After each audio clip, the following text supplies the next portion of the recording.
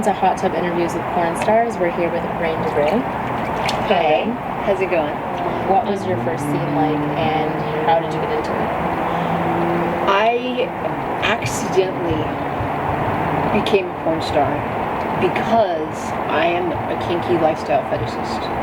And what happened was that I was playing in my local dungeon here in San Francisco, and someone was like, dude, Rain, you should totally put in an application to kink.com.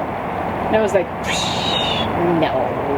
I'm too old, I'm too tattooed, I'm not pretty enough, I am not kink.com material.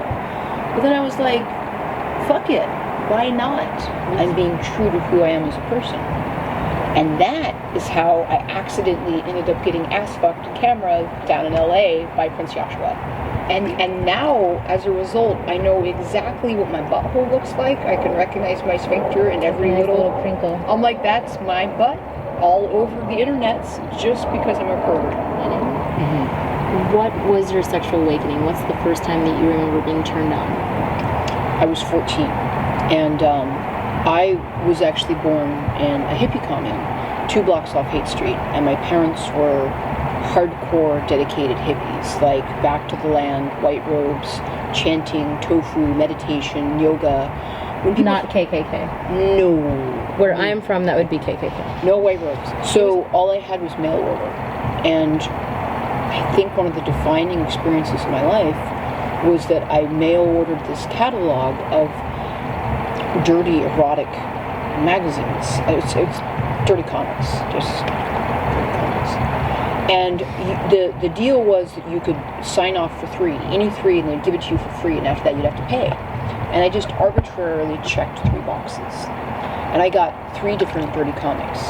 And the one that I remember, the one that shaped who I am as a person, it was this guy and girl, in these beautiful black and white drawings. This guy and girl get together and they have this amazing, like, fuck fest. And I was like, this is really hot. And then the girl just says to the guy, did you have fun? And the guy's like, yeah. And the girl was like, would you like to do this tomorrow? And the guy's like, yeah. And she's like, would you like my friend to come? And the guy's like, yeah, hell yeah. And the next page in the comic, the friend comes, and she's actually a pre-op transsexual. So she's this gorgeous woman with a working dick. And my 14-year-old mind was blown. What is something you won't do on film? Yeah, like I have a visceral reaction to the concept of drinking 10 dudes cum. Like, it's just, that sounds horrible. I saw a shoot recently where... What do you think it would taste like? I've tasted cum. It tastes horrible. But 10 dudes cum. Horrible. It's a horrible. It would taste like ass. Have you ever tasted cum?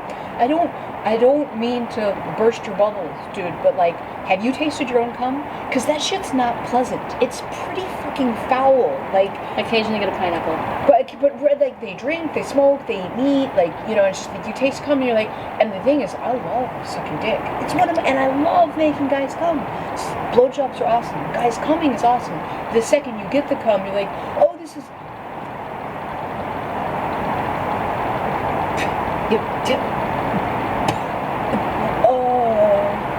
And I can't, like, it's cum taste foul.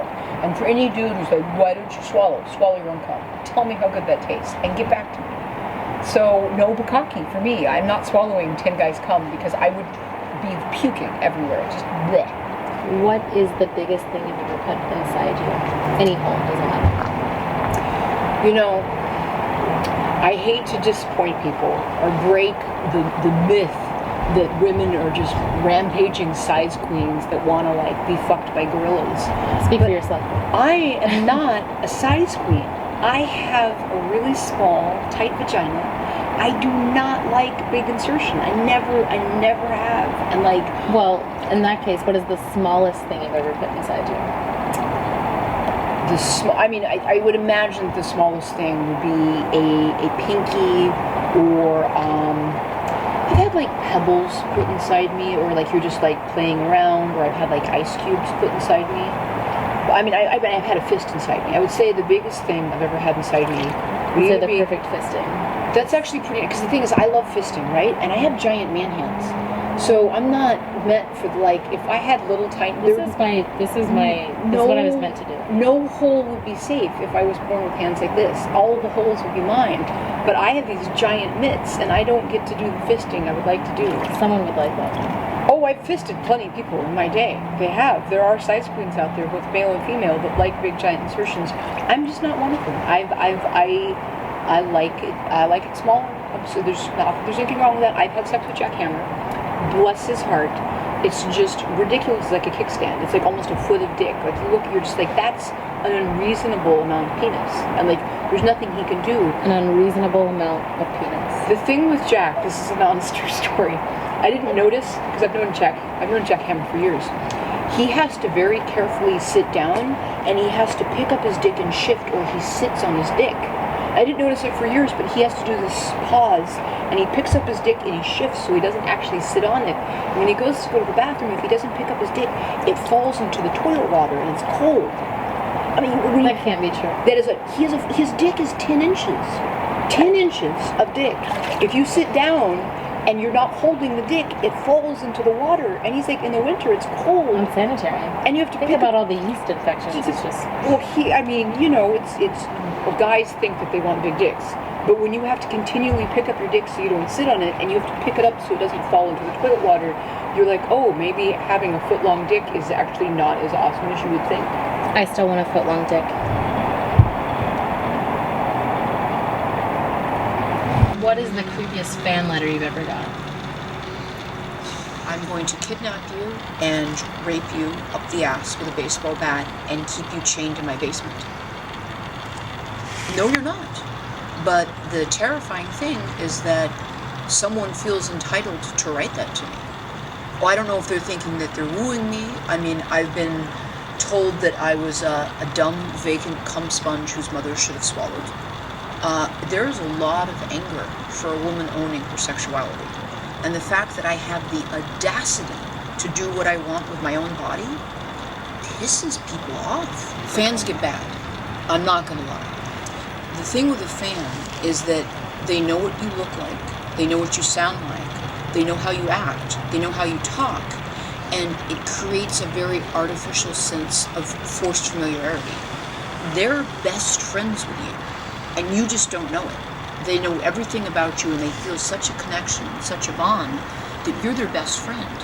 And when you don't act like the best friend they know you are, they personally get betrayed.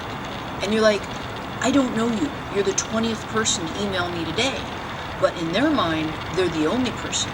And you're not giving them the connection that they, frankly, feel entitled to. And then they are betrayed that their best friend isn't acting the way they're supposed to. Where are you working right now? Currently, I'm working at Insects, and I'm the talent booker, I'm a photographer, I write copy, I do wardrobe, I'm a production assistant, and I still do modeling for them as well. And I have a website up, rangergray.com. I can be found on Ranger Gray at Twitter, Facebook, and FetLife. Thank you, porn, for enabling me to buy a house. Lots and lots of anal sex paid for my house, and I love my house. I walk through the floorboards and I'm like, I totally got it up the butt, and that paid for this room. I love this room. I have a 4-bedroom house with a library. I've always wanted, like, when I was a kid, I wanted a library, and I walk in and like, I have a library. So do you have any weird talents? I am actually fairly flexible and double jointed. I can bend my fingers back like so. And I can also do so they can bend both ways like this. I can get my thumb completely here. I can do a fairly good reverse prayer. I can get my arms up to here. And my legs are actually fairly flexible, so I don't want to get my hair wet, but I can get my legs pretty high over my head. And I can do a really good folding lotus fairly quickly. One of the best highs I ever did was a full breast suspension in a reverse prayer. So I'm suspended by my breasts. What's the reverse prayer? Did you turn all the way around for us? Yeah. That's beautiful. I was suspended by my breasts in a reverse prayer, and I was just on my tiptoes, and I stepped up into a folding lotus. So I was suspended by my breasts with my fingers up against the back of my head in a folding lotus position, so it looked like I was floating, which is kind of cool. That's cool. And I'm really good at knitting too. I make blankets. Do you have anything you want to leave these wonderful people with? Stay true to yourself. Don't be afraid. Have the courage to live your life exactly how you want to, and don't be afraid to own your awesome. Keep it kinky. Oh, and there's always time for toes fucking.